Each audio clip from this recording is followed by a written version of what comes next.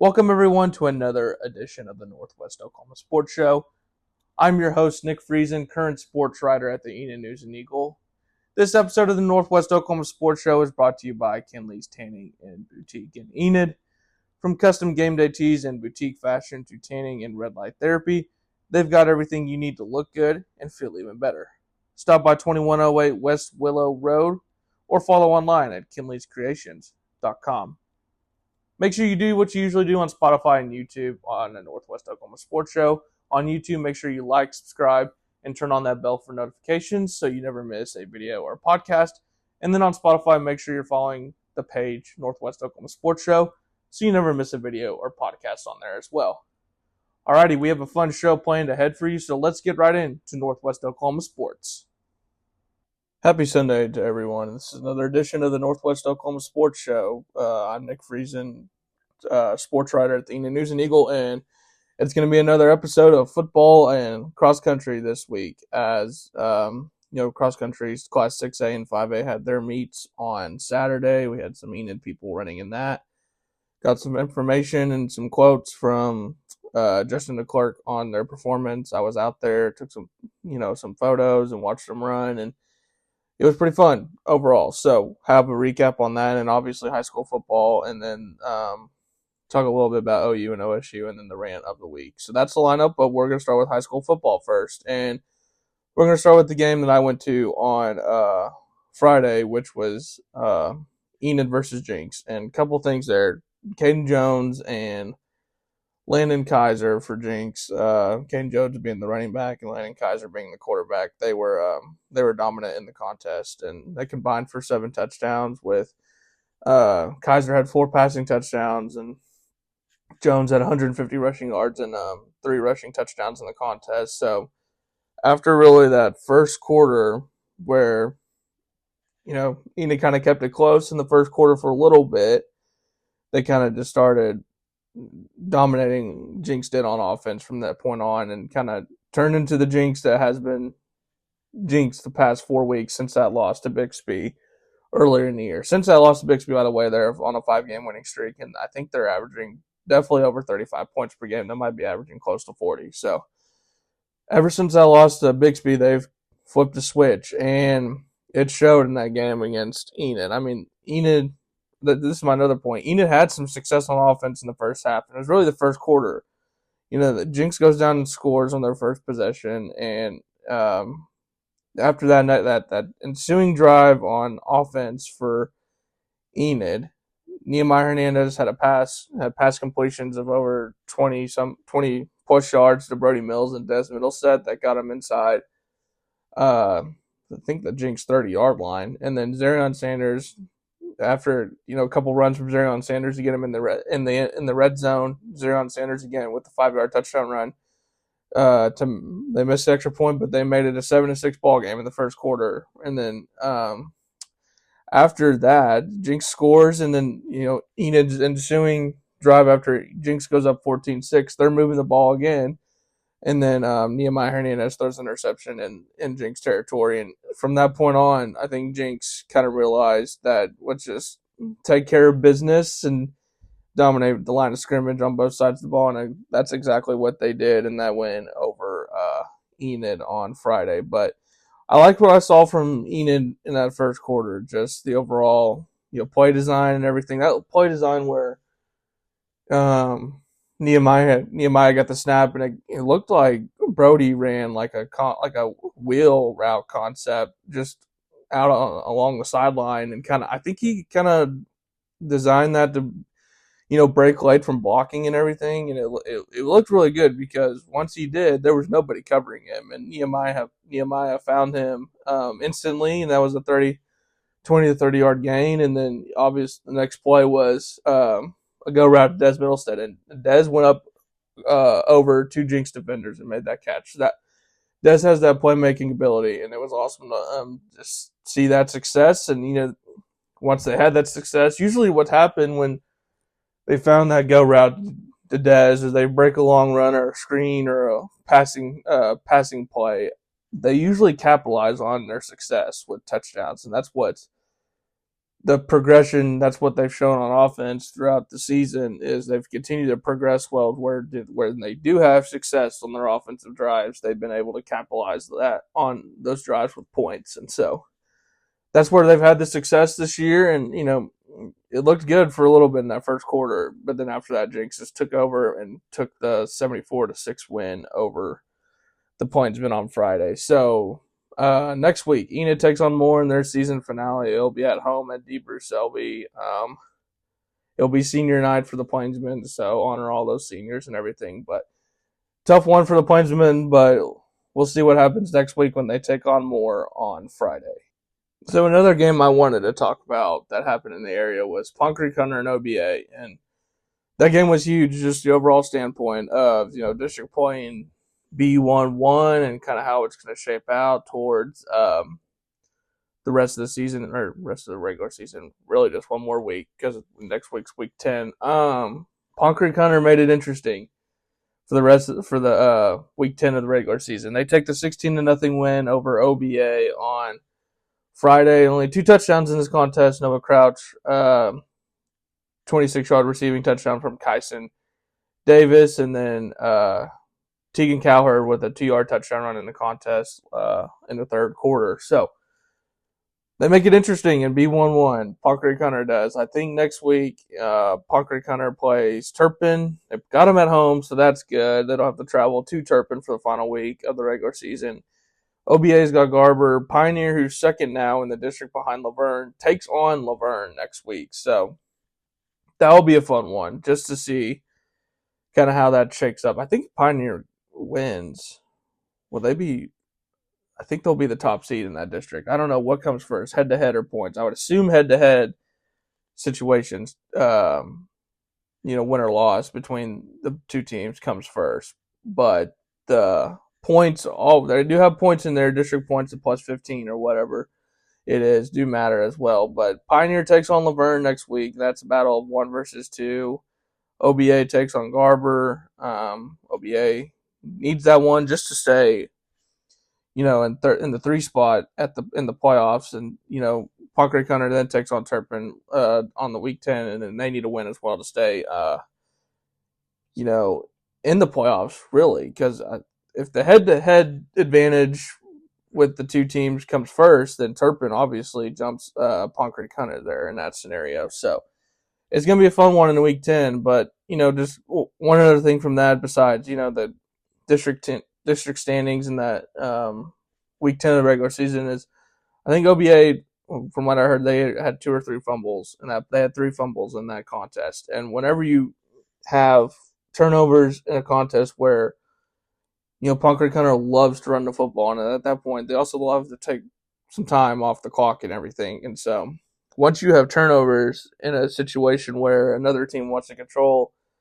the time of possession, and they will, based off the skill players they have in the running game and everything, it just creates a disadvantage for y'all on offense, and it just creates, less opportunities, less possessions in the contest, and basically they're drive killers and they're game killers for y'all for the rest of the way. So congratulations to the Panthers. That was a huge win, especially coming off that loss to Pioneer in week 8 of the regular season. But Pond Creek bounces back, gets a big win over OBA, take on Turpin, District B1-1.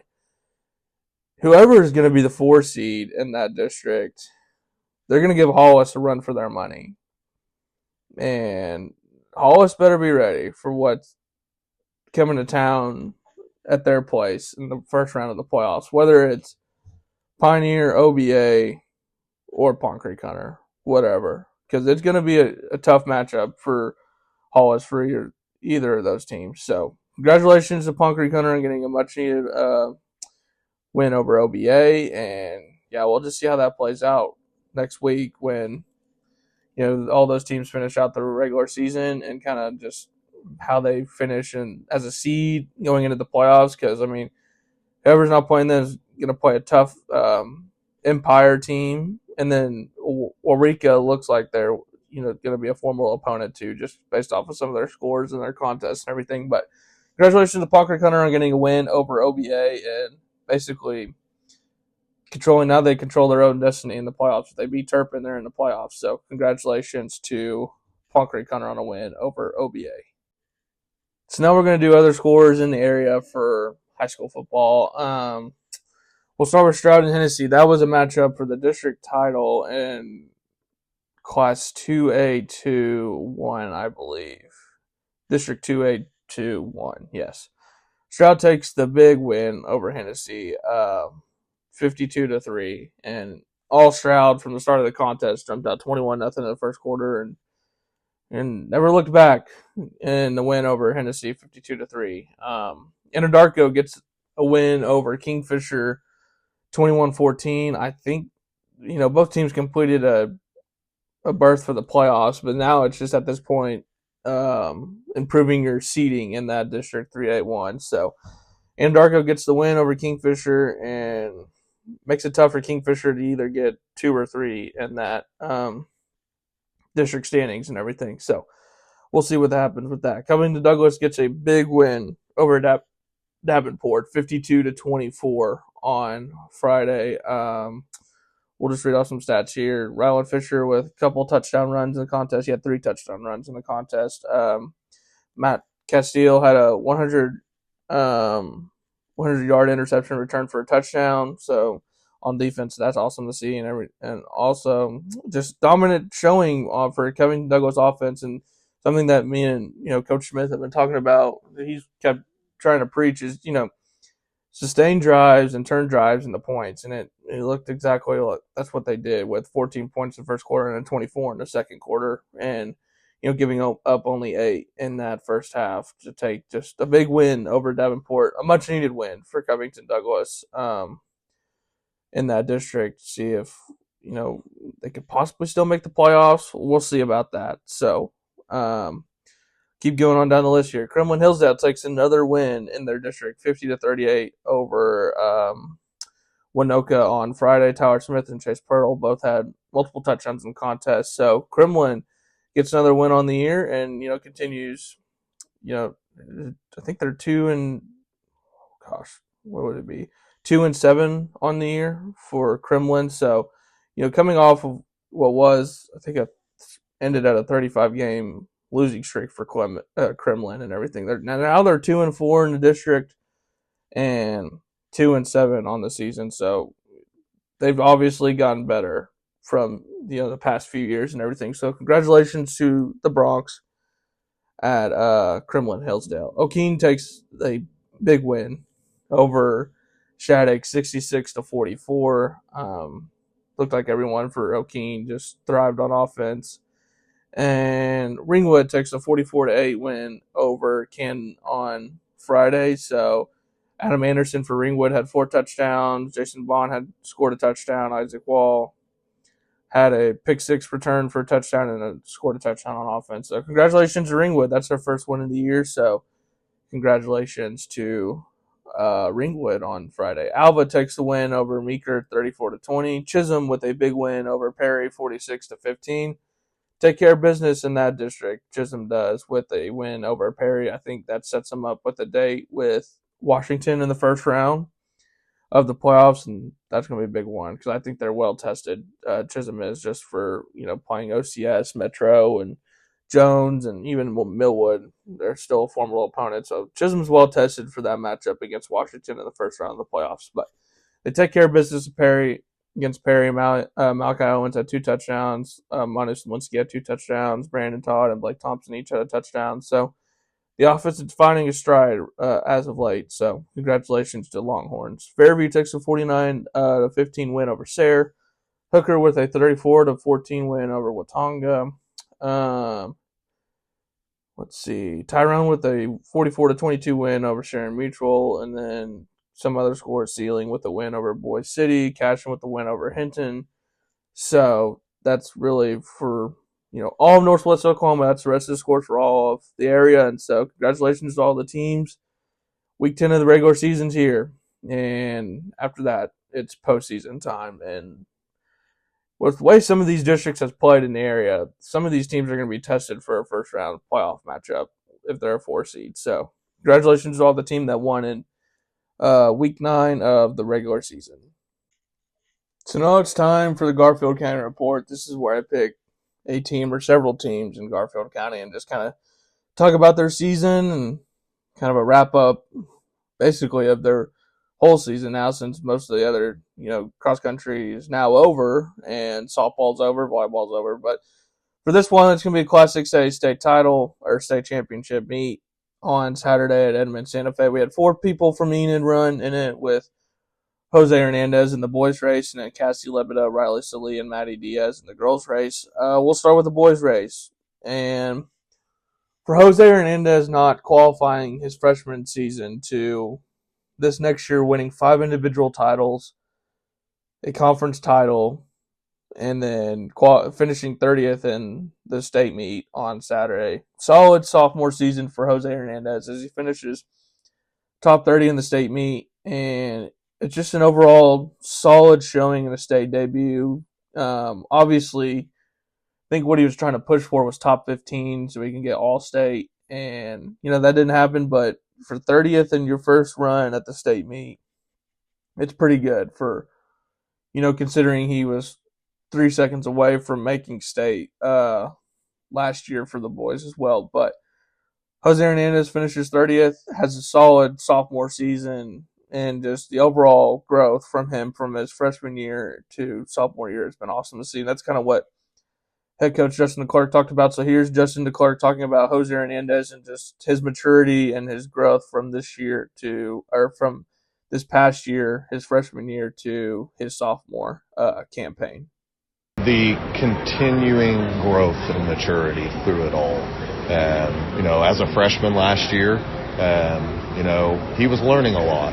And this year, it seems like all the experiences and everything that he gained from last year and the beginning of this year, and having all the success and winning the races and things like that this year, you could watch him mature and watch him grow, just in race preparation, race execution, just his running IQ. I mean, it all just it very quickly progressed from last year to this year.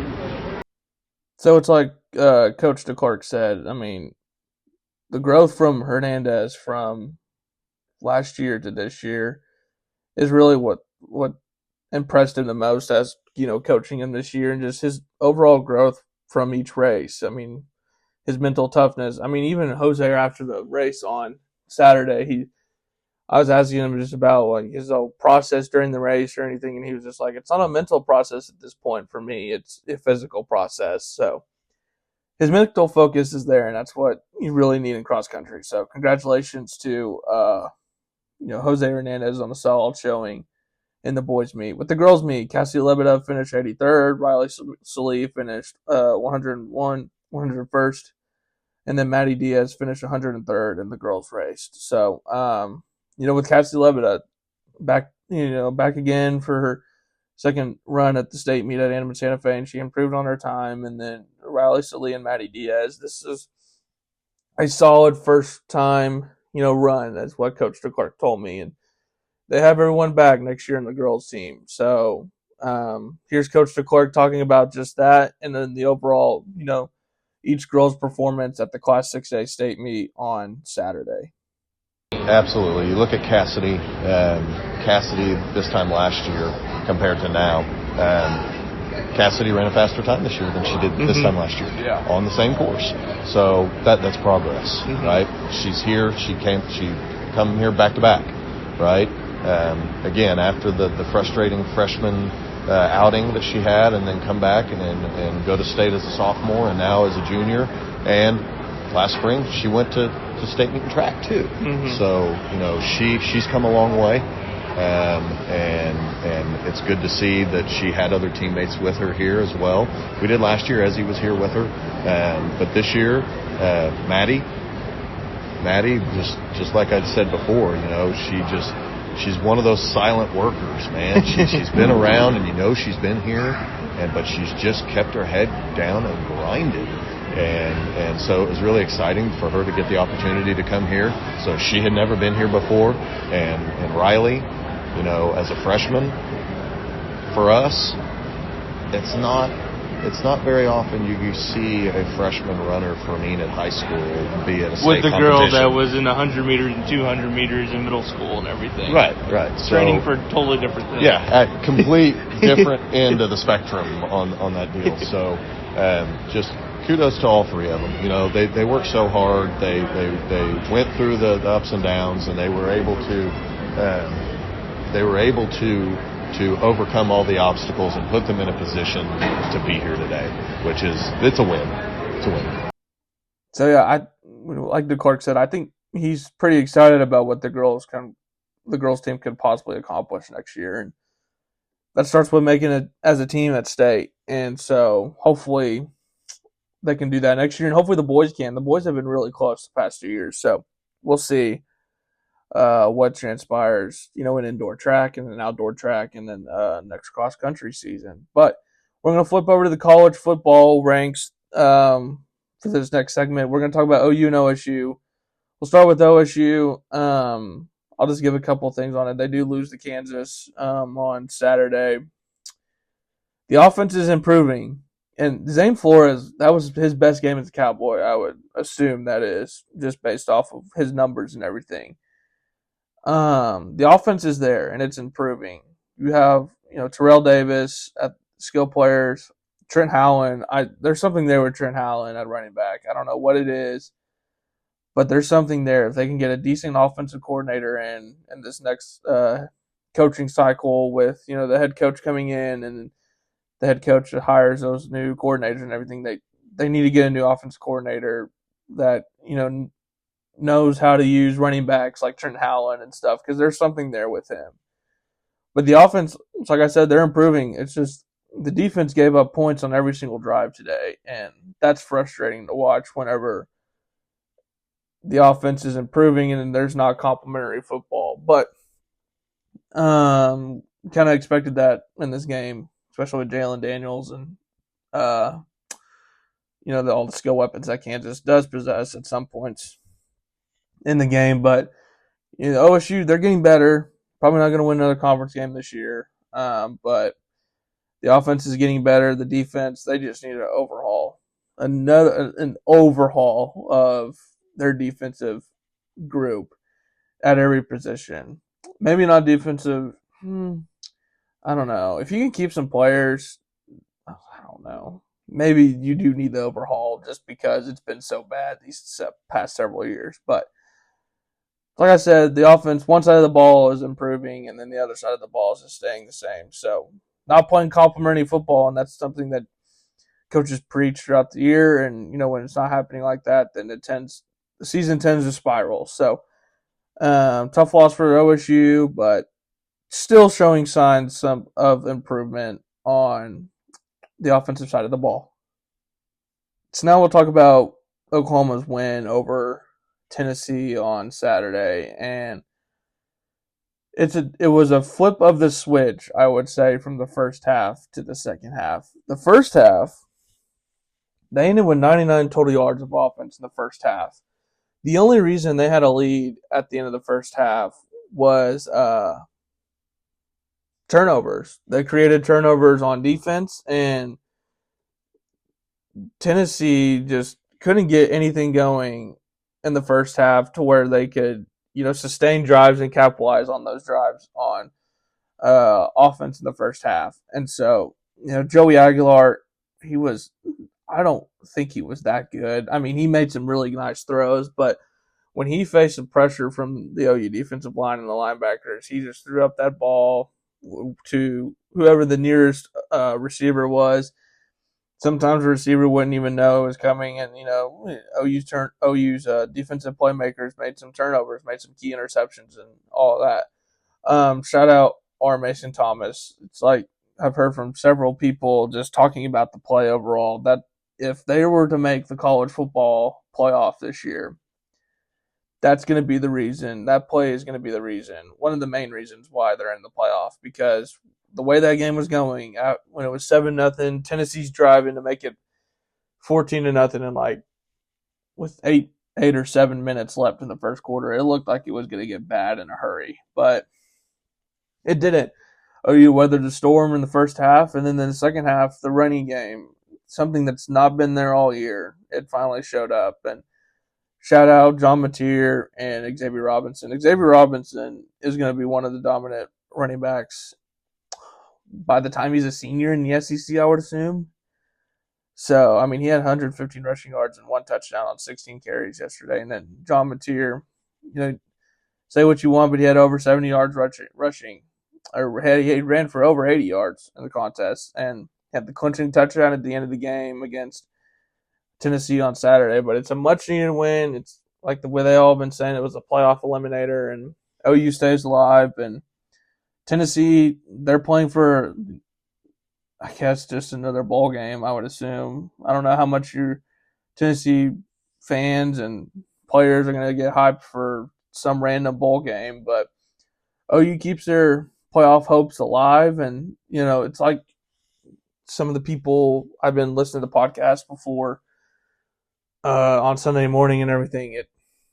This is the best time to have a bye week, because after this bye week, you got Alabama, which is going to be a huge matchup, because that's also a playoff eliminator. And then if they can just win that, then you got Missouri, and then who knows what LSU is going to be like at the end of the year.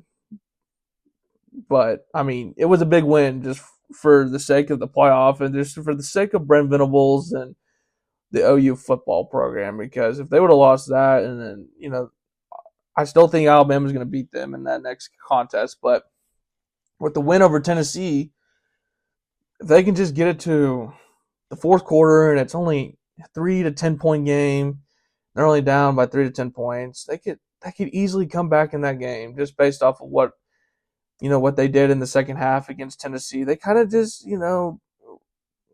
wore the Tennessee defense down with their running game, something that hasn't happened all season long for them. So that's awesome to see. And I think with this bye week, John Mateer is going to get right this bye week with just his thumb and just his health overall, and, just his overall mentality and physical playmaking abilities. And I think it's going to be a good bye week for the Sooners, especially after that win against Tennessee. So big win for them. Obviously, there's a tale of two halves, but the second half is where it matters. And the defense was there all night, too. That's what was awesome to watch. I know Tennessee scored 27, but that's vastly different from what they've been scoring on SEC opponents this season. So OU gets the big win, gets a bye week, and then they set up, I would assume that's game day, maybe. I mean, we'll see. I don't think they've been to Alabama yet this year. So that could be game day for OU Alabama, but we'll see when OU takes on Alabama 2 weeks from now in SEC play. So now we're at the rant of the week. This is where I pick a topic in the sports world, not really Northwest Oklahoma, and I give my rant or take on it for the week. Well, the obvious one is YouTube TV versus Disney. They ruined a lot of people's ability to watch football, just sports in general, on Saturday. I mean, really, the only thing that they could watch, if you were on YouTube TV, the only thing you could watch was the World Series, and then whatever games were on Fox before then, and CBS, and NBC. So, I mean, you still had football, but you didn't have ESPN, any of the ESPN platforms, or ABC, so it didn't really matter then at that point. So yeah, this whole situation is because YouTube TV, it's the largest TV provider in the U.S. with more than 9 million subscribers. It's insane for what started, or I don't know when it started, but the growth of it has been tremendous. And I mean, it's bizarre that they can't get anything done, and it's usually every 3 weeks they have something wrong with it, with YouTube TV and NBC, or YouTube TV and CBS, or YouTube TV and Fox, or whatever. I mean, wasn't it before the start of the season? I can't remember if it was DirecTV versus Fox or YouTube TV versus Fox. that where if they didn't get a deal done by Saturday, then some people can watch Texas versus Ohio State. Well, some people, I mean, all the people that have YouTube TV. So it's just crazy that and I know why ESPN and Disney are doing it, because they just launched a new platform for, I don't even know what it is. It's like ESPN in all in one package or whatever, where you can get all of it for like $40 a month, or I don't know, $40 to $60 a month. It's just bizarre that these people just can't get anything done, and it's like, well, I think I listened. I don't know who said it on the Sports Animal this past week. They don't care about, subscribers or people that watch YouTube TV or Disney or whatever. The only thing they care about is money and how they can get their platform above everyone else. And so, doesn't matter the amount of money they're going to go and take channels off of YouTube TV or other platforms in the hopes that they get more money, and they don't even realize that what they're hurting is the people that watch the content, that give the daily money and everything for the content for each month. And it was bizarre. I think that it was a whole week long thing this past week of just, they were saying that they weren't going to reach a deal, and then they didn't reach a deal. And all the ESPN networks, people coming out and saying, if you want your network back, go to keepmynetworks.com. But it also goes hand in hand with YouTube TV and ESPN, because ESPN's trying to promote this all new, platform for $50 a month. And it's just, I don't like it at all personally, because they didn't need to do it. They're just doing it because they think they can. And I mean, they can, but they don't need to do it. So I didn't like it at all when it first came out, because I don't think anyone wants to pay for just ESPN and sports, because they want other channels and everything. And maybe some people do pay that $60 a month and all that. But here's a quote from Disney on YouTube TV that they said. Disney said that YouTube TV, this is from the Associated Press and their story that came out, I think it was Friday. Disney said that YouTube TV is refusing to pay fair rates for its channels and has chosen to deny their subscribers the content they value most, pointing out the number of top 25 teams playing this weekend. But you're also in this, ESPN. You're also trying to be a saving grace here, and you're not doing it because you just want this big old one platform for your sports content and everything. It also said, no longer see Disney channels, including ABC and ESPN, after two sides failed to agree on a new content distribution deal. Other channels that vanished from Google's pay TV platform included Disney Channel, FX, and National Geographic. Google Pay's TV platform said in a blog post late Thursday that Disney had followed through on a threat to suspend its content in negotiations. It impacts basically all of the four major sports besides the MLB. It's just bizarre, and it doesn't even look like they're going to even get close to a deal anytime soon. So we'll see. It sucks because they don't even care about the people that are actually subscribed and pay for that TV service. And my parents still have DirecTV, and they saved our butts this weekend, because that's how we watched college football this weekend, was DirecTV and cable television. So my parents are one of the last few that have cable television, but it came in hand this week when they had DirecTV and they could watch it. All the college football they wanted on Saturday. But yeah, YouTube TV and Disney. Oh, just come up with a deal soon, because if you don't come up with a deal by the end of the college football season, it's going to get bad, just from the fans' perspective. And yeah, it just sucks because they don't even realize what they're actually doing to the people that watch their stuff, and continue to pay and provide and continue to pay each month to watch college football games, NBA games, or NHL games. But yeah, that's my rant of the week. YouTube and Disney and their fiasco. So that'll do it for this edition of the Northwest Oklahoma Sports Show. Next week is just high school football.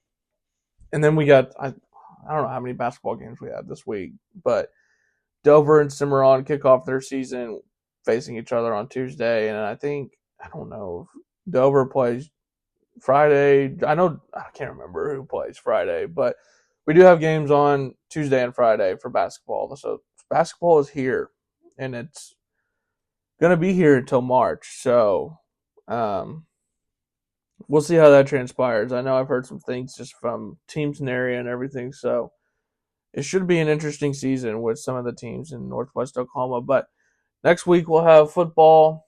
I'll talk a little bit about the games from Tuesday and Friday, the basketball games. Just kind of talk about the stats and kind of just the overall what it looked like from a box score perspective. I'll probably go back and watch the Dover Cimarron, and then whoever plays Friday, I'll go back and watch their games too. Just kind of get a feel or of a breakdown of what transpired in the games and everything. But football and basketball from here on out until the end of the year, so should be fun. Two best sports in high school sports, and in high school, I think that's, well, I don't know.